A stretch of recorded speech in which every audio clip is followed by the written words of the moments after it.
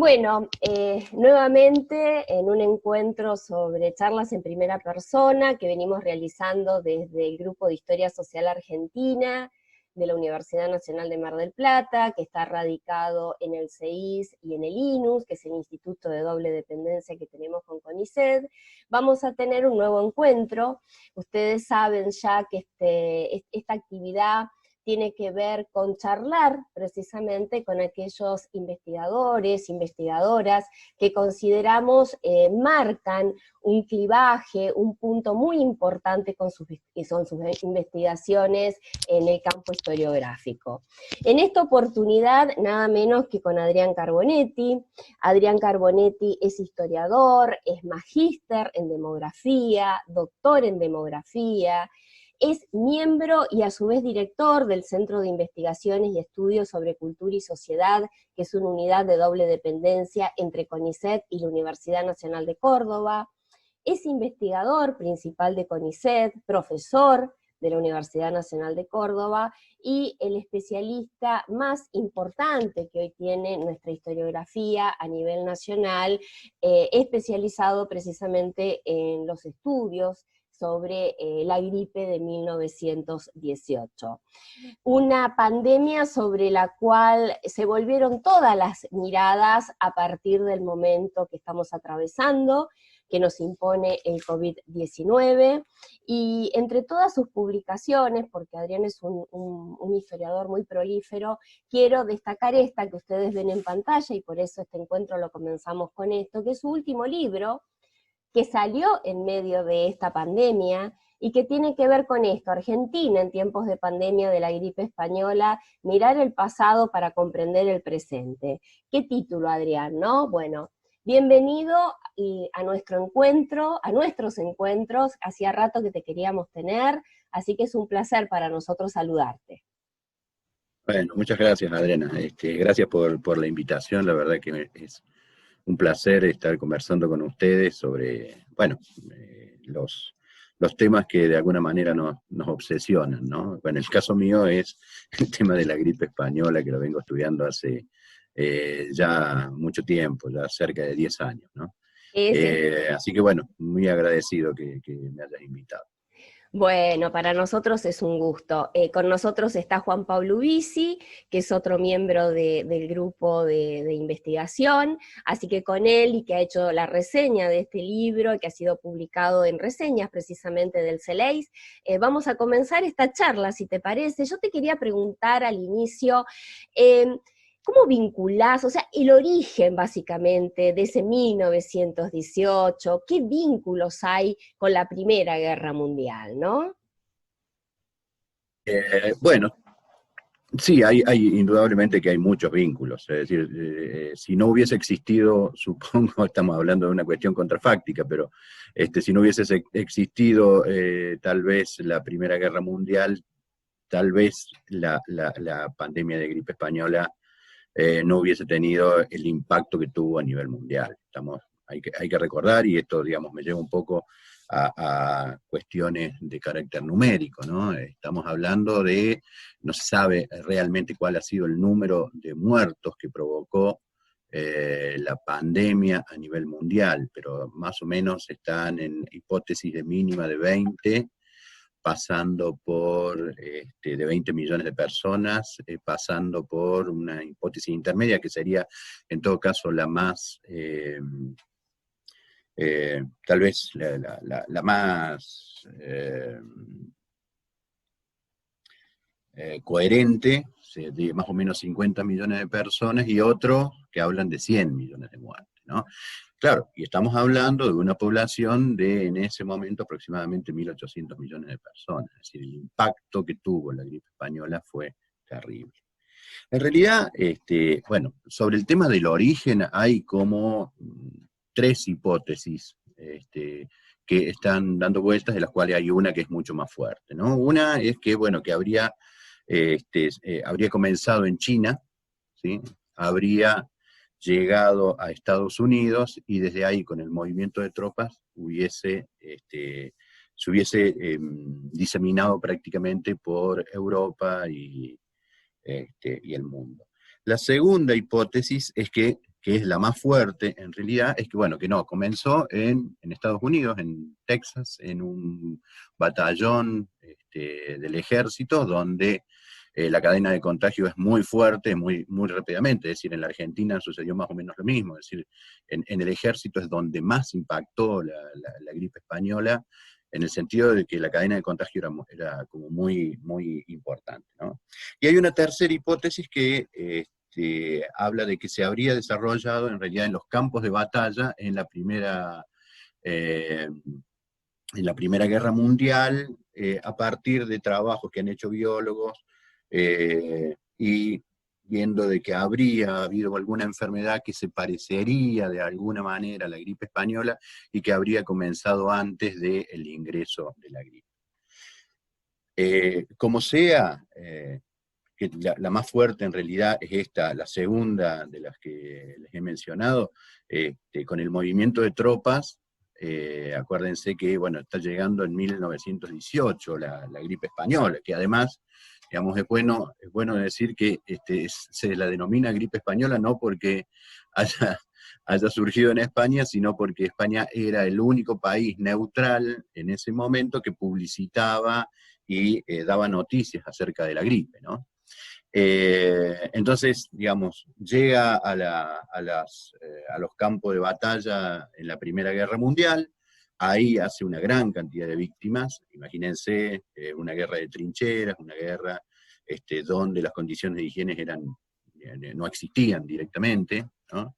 Y la cadena de contagios era muy alta, y a partir de la finalización de la guerra, que eso es otra cuestión, a partir de la finalización de la guerra y con la desmovilización de tropas, ¿sí?, comienza a expandirse prácticamente por todo el mundo. Llegando prácticamente a todos los lugares, ¿no? Es decir, estamos hablando de que dio la vuelta al mundo aproximadamente en 8 meses, una cosa así, y generando esta mortalidad tan alta, ¿no? Que es, digamos, de alguna manera, eh, está considerada el gran problema sanitario, ¿sí?, del siglo XX. Pero también, digamos, está la otra cuestión, ¿no? Bueno, que ha sido una pandemia olvidada, ¿no? En muchos libros y muchas publicaciones aparece esta cuestión del olvido, ¿no?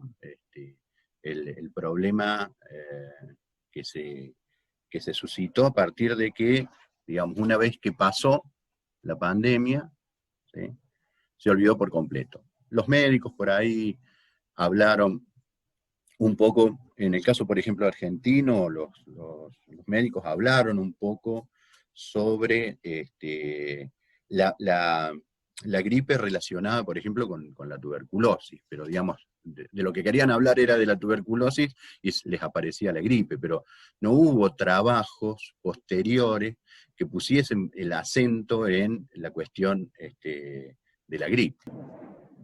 ¿Qué tal, Adrián? ¿Cómo estás? ¿Cómo estás, Juan Pablo? ¿Qué decís? Bien todo.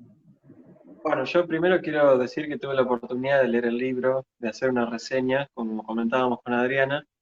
Lo más interesante me parece que, más allá de la cuestión medicológica, si uno lo quiere llamar de alguna manera, es vincular esta gripe española con otros factores sociales, económicos, políticos, y ahí es cuando se pone realmente interesante en términos históricos, analizar una pandemia, por ejemplo. Yo te quería preguntar específicamente cómo recepcionó el país Argentina una vez que llegó la pandemia, o sea, cuál era la infraestructura sanitaria, teniendo en cuenta todo el proceso de modernización estatal, como se conoce, que venía teniendo el país, al menos desde fines del siglo XIX, y con el cambio de gobierno que vos muy bien analizás en esa etapa, la llegada de Irigoyen. Mira, hay una cuestión que es paradójica, ¿no? Si uno se pone a pensar, por ejemplo, del régimen epidemiológico que existía en la Argentina a principios del siglo XX, bueno, de alguna manera las epidemias y las enfermedades infecciosas, infectocontagiosas de carácter epidémico, tenía una incidencia muy fuerte sobre la mortalidad. Era un grave problema sanitario, ¿no? Es decir, bueno, cuando uno se pone a ver, qué sé yo, lo que pasaba en Salta, lo que pasaba en San Juan, en La Rioja, en Catamarca, y había constantemente epidemias de viruela, epidemias de sarampión, escarlatina, todas epidemias, ¿sí?, que aparecían y desaparecían. El problema es que la Argentina digamos, como país no tenía un sistema sanitario, si se quiere, integrado, ¿no? Estaba, digamos, uno de los problemas que justamente trabajamos en el libro es este dislocamiento que había entre el sistema sanitario a nivel nacional y a nivel provincial e incluso a nivel municipal, ¿no? Entonces, uno se encuentra con que los brotes de gripe, ¿sí?, los brotes que hubo fueron dos, uno de octubre a noviembre más o menos, que no tuvo un impacto muy fuerte, digamos, fue más o menos haciendo los análisis pertinentes y sacando cuentas y demás, más o menos podemos hablar cerca de 4.000 personas, ¿no? Mientras que el segundo fue mucho más fuerte, que fue más o menos de abril de 1919 hasta septiembre del mismo año, que tuvo un impacto fuertísimo, ¿no? Es decir, estamos hablando ahí de cerca de 18.000 personas. Con lo cual, digamos, por gripe habrían muerto 22.000. Esta es una primera cuestión que es de carácter heterogéneo, digamos, la heterogeneidad en términos de el tiempo, de la temporalidad. Pero al mismo tiempo fue heterogénea en términos de la territorialidad, ¿no? Es decir, distintos distritos tuvieron impactos diferentes. Entonces, en el primer brote, por ejemplo, el impacto más fuerte se da en lo que se denomina las provincias centrales, es decir, y en los distritos centrales, es decir, la Ciudad de Buenos Aires, la provincia de Buenos Aires, Santa Fe, ¿sí? Aunque hay otra cuestión que aparece, que también hay un impacto, si se quiere, aunque sea menor en términos de, haciendo la comparación, también en los países limítrofes, en las provincias limítrofes, es decir, en San Juan, en Mendoza, en Corrientes y Entre Ríos, y en Jujuy, ¿no? Es decir, bueno, esa es una primera cuestión. El segundo brote, que va de entre 1919 y, les decía, entre abril, mayo de 1919 y septiembre, comienza en Salta, en Jujuy, y va bajando, ¿sí?, a lo largo del año. Y el impacto es mucho mayor en el noroeste. Ahora, ¿qué es lo que pasa? Es decir, ¿por qué en octubre, noviembre fue menor? Bueno, fundamentalmente creemos, por un lado, cuestiones esencialmente ecológicas, ¿sí?, y ambientales, es decir, este virus de la gripe, bueno, no es como el coronavirus, ¿no? Pervive muy poco en épocas de calor, entonces, por lo tanto, digamos, no impactó tan fuertemente. Pero también el impacto que tuvo en ese momento fue sobre la región central, fundamentalmente en la ciudad de Buenos Aires, ¿no?, y la provincia de Buenos Aires. El lugar donde, y la ciudad de Buenos Aires fundamentalmente, el lugar donde el encargado, la institución encargada del cuidado de la salud de los porteños era el Departamento Nacional de Higiene, que tenía contactos con el gobierno nacional, que a su vez recibía, ¿sí?, noticias desde distintos lugares, y era además el que generaba las iniciativas en términos de investigación, en términos de la generación de una vacuna, por ejemplo. Digamos, las medidas llegaban como muy rápidamente. ¿Qué es lo que pasaba en el interior? En el interior de las provincias, o en el interior argentino, cada provincia tenía su Consejo Provincial de Higiene, ¿sí? Que además no estaban preparados para combatir una pandemia como esta, y en ese sentido es que yo les digo que era paradójico, ¿no? No estaban preparados para recibir y combatir justamente una pandemia, y además tenían una escasa comunicación con el gobierno nacional, es decir, que cada vez cuando aparece la pandemia, por ejemplo, de gripe española, los gobiernos y estos consejos envían un delegado a Buenos Aires, este delegado averigua y da cuenta de lo que pasa y vuelve a la provincia y genera un informe. A todo esto, cuando pasa todo esto, ya la gripe había llegado, se había instalado, estaba generando una alta mortalidad, y bueno, y esto justamente es lo que genera genera también esta heterogeneidad en términos de el impacto de la mortalidad. Es decir, estamos hablando, y para darles el ejemplo más, tal vez más fuerte, ¿no? Es decir, la ciudad de Buenos Aires tiene una tasa de mortalidad de 4 por 10.000, y la provincia de Salta tiene una mortalidad de 122 por 10.000, es decir, es 20 veces, ¿sí? Lo que sucede. Bueno, ahora, cuando uno analiza la problemática que tenía, o las condiciones sanitarias que tenía la provincia de Salta, y bueno, había 1 o 2 hospitales, había escasos médicos, por ejemplo, una amplia población rural. Otro elemento que era fundamental es los índices de analfabetismo, ¿sí?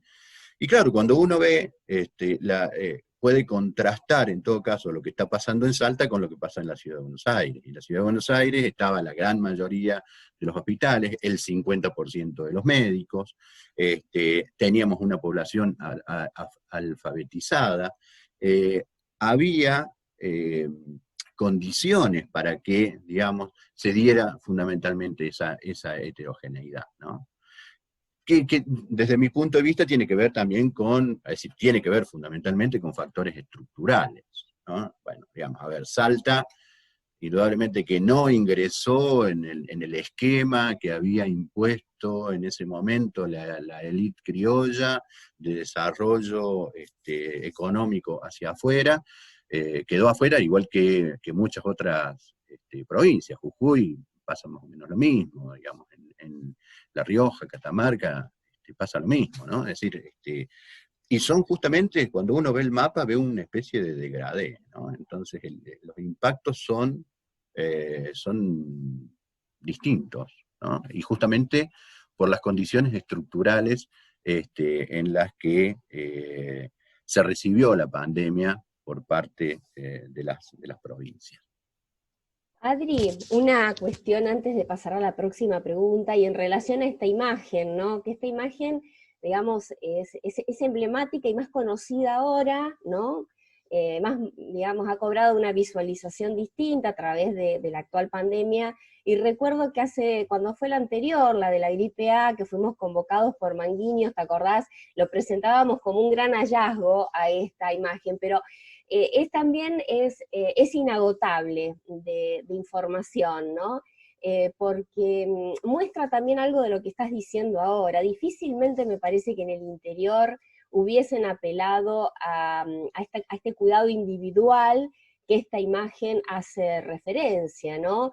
Con una carga, por otro lado, donde aparece el alcohol, aparece el termómetro, es decir, aparece lo médico, pero también aparece lo religioso, que vos has trabajado muchísimo en este aspecto como una barrera a veces para poder avanzar lo que hoy llamaríamos aislamiento social, que en ese momento lo que se pedía era no no grandes juntas de personas masivas ni nada.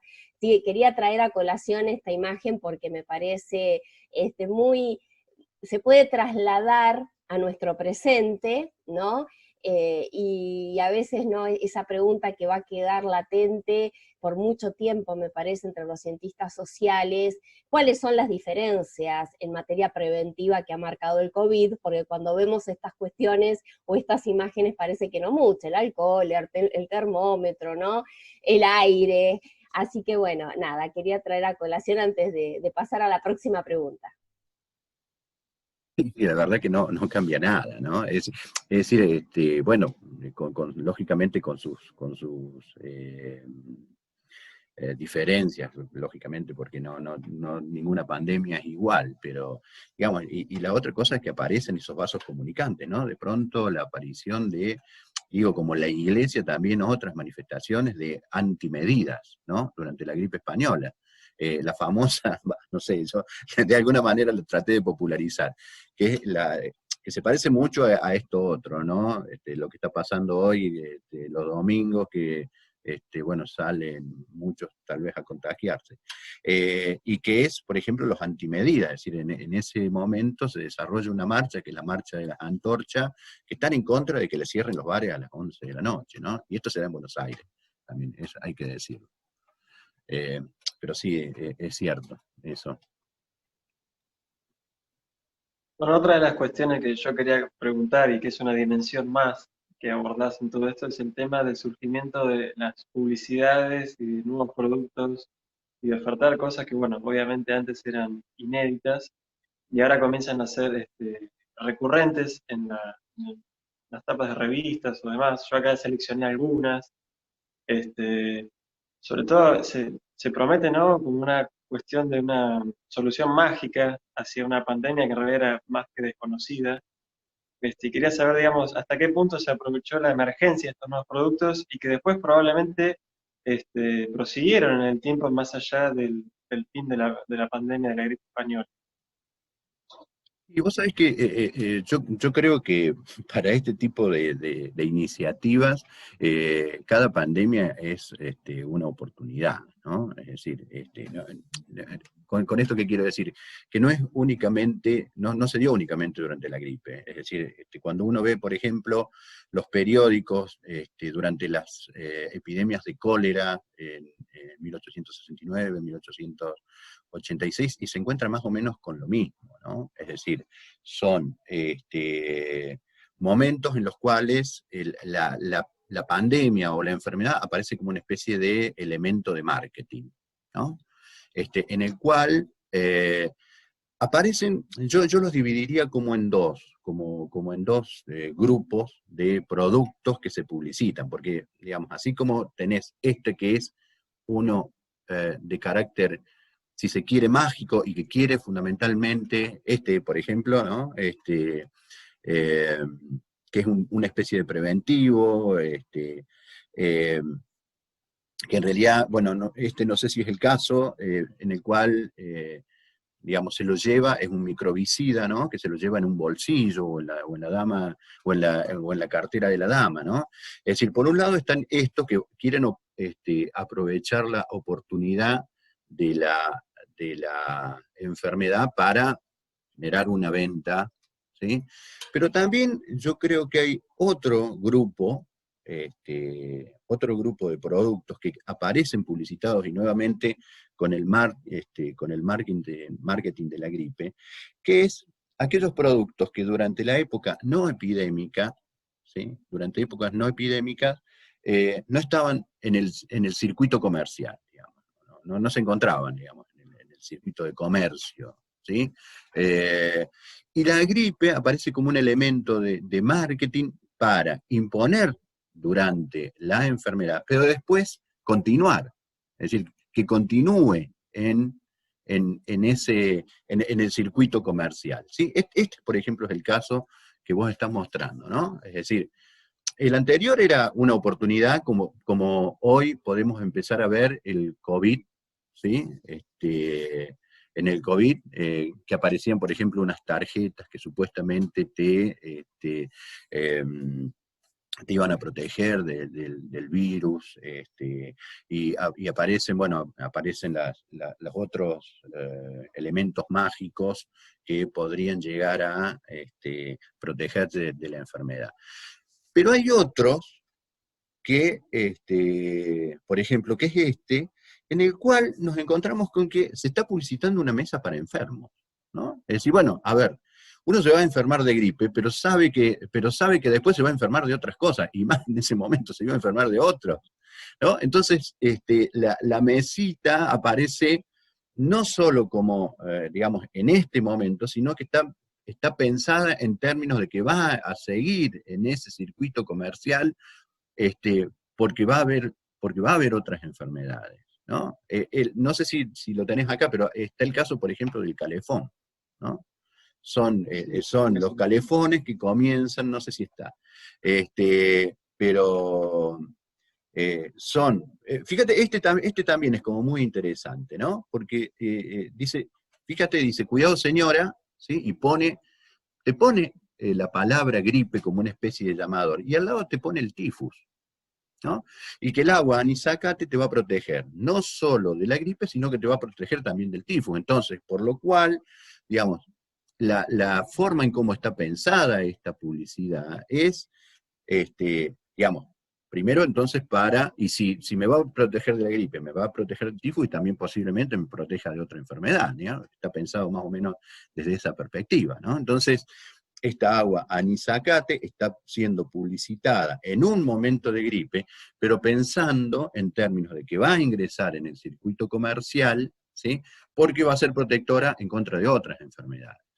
Tal es el caso, por ejemplo, de los jarabes que por ahí se publicitan también, ¿no? Porque dicen, bueno, este es para la gripe, pero también es para la tuberculosis, también es para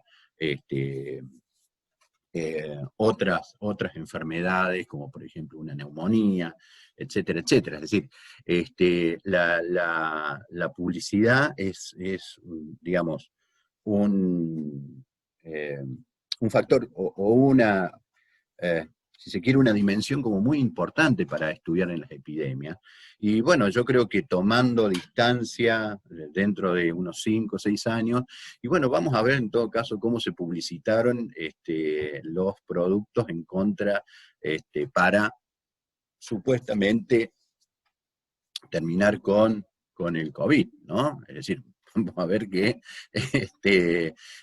o para protegernos en contra del COVID. Y bueno, nos vamos a encontrar con miles de cosas y que posiblemente sean hasta más rebuscadas, para darle un término, que este tipo de cosas, ¿no? Digo, uno pensando a 100 años, bueno, el agua anisacate no te va a proteger, probablemente, pero en este caso, por ejemplo, la gripe, que en muchos casos tenía también ciertos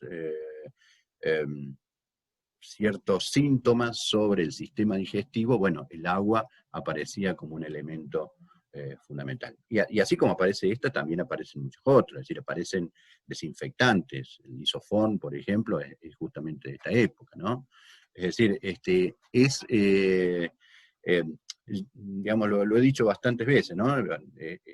La, la, la gripe o la pandemia es una oportunidad, ¿no? Y bueno, y hay que ver en todo caso esa oportunidad, ¿sí? Cómo en realidad es encausada.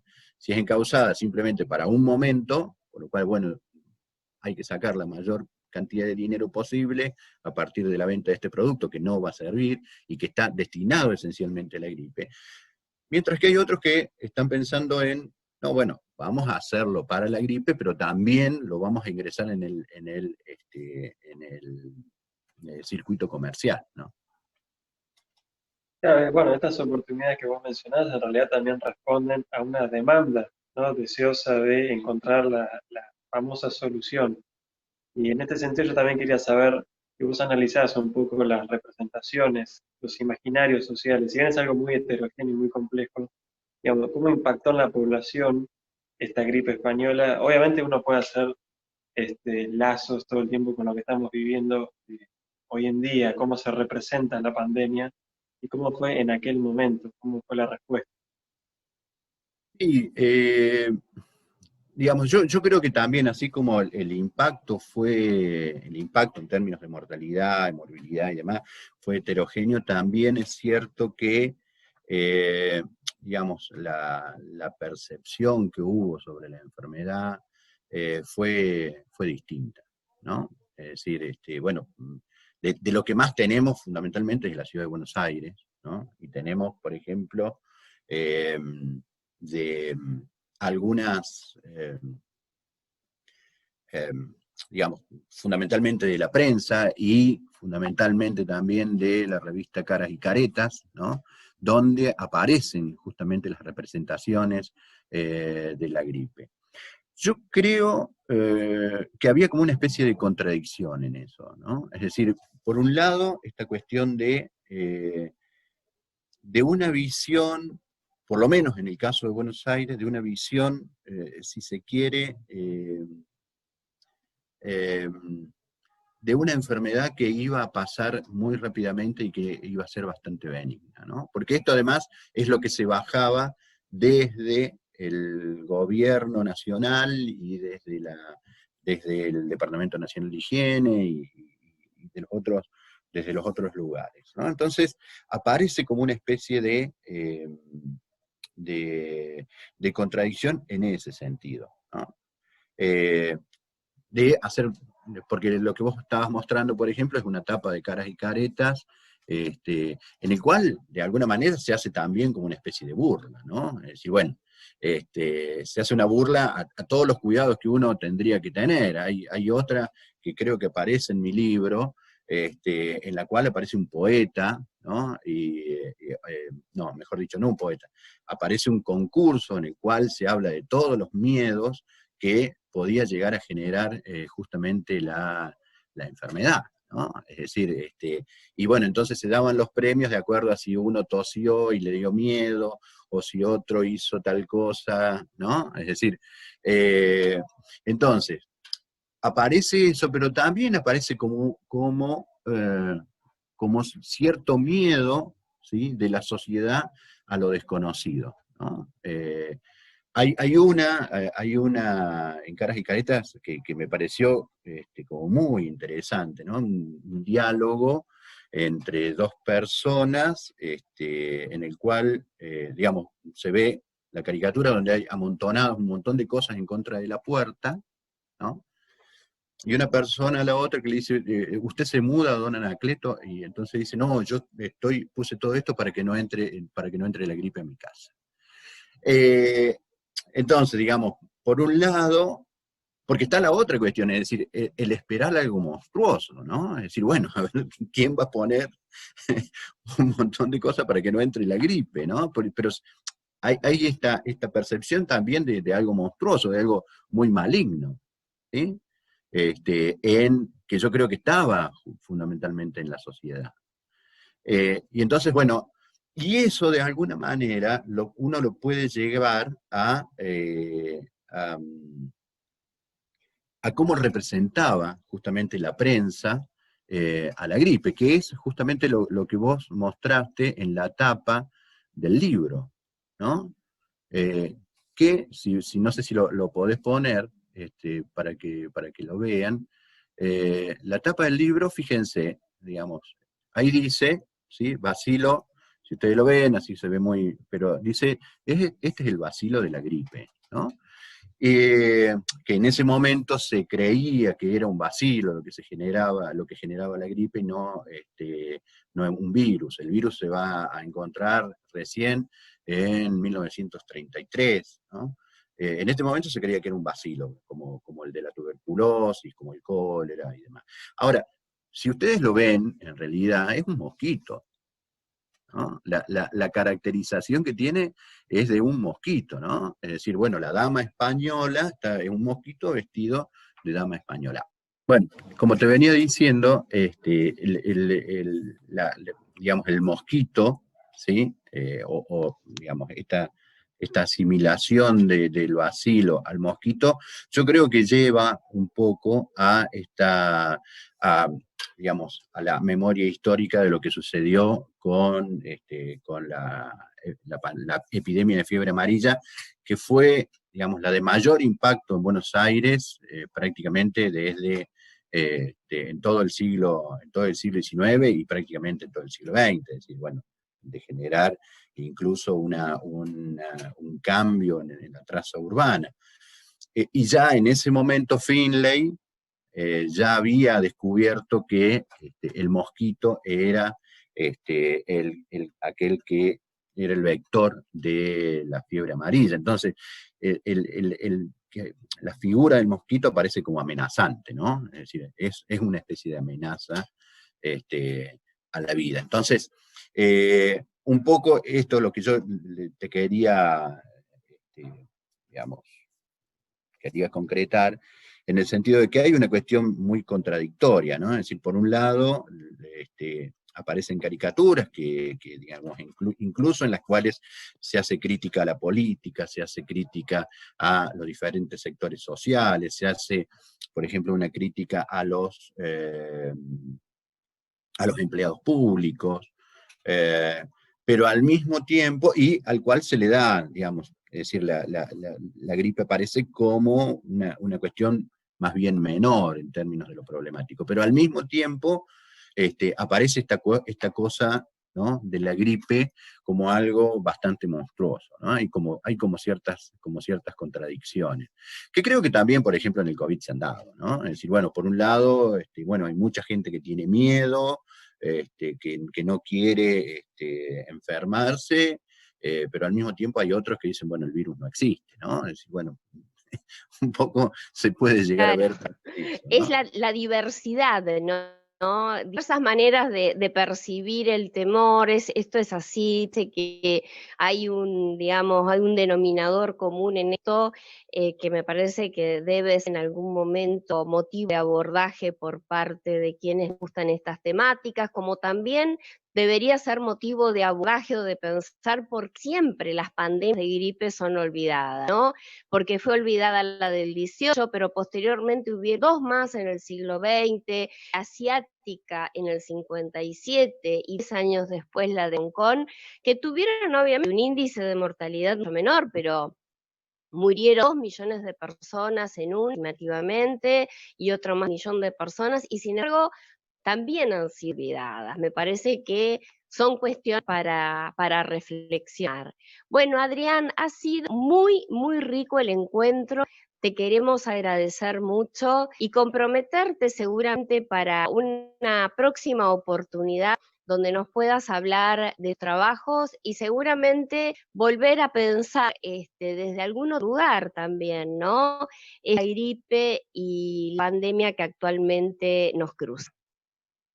Bueno, muchísimas gracias por la invitación, la verdad que fue placentero estar charlando con ustedes, fue una charla muy amena y, bueno, encantado de colaborar en todo esto, ¿no? Cuanto más se difunda todas estas cosas que nosotros, Adriana, hemos estado trabajando, me parece que mucho más va a servir a la sociedad, ¿no? Es decir, lo que nosotros podemos aportar desde la historia. Así que muchas gracias. Bueno, muchísimas gracias y hasta la próxima.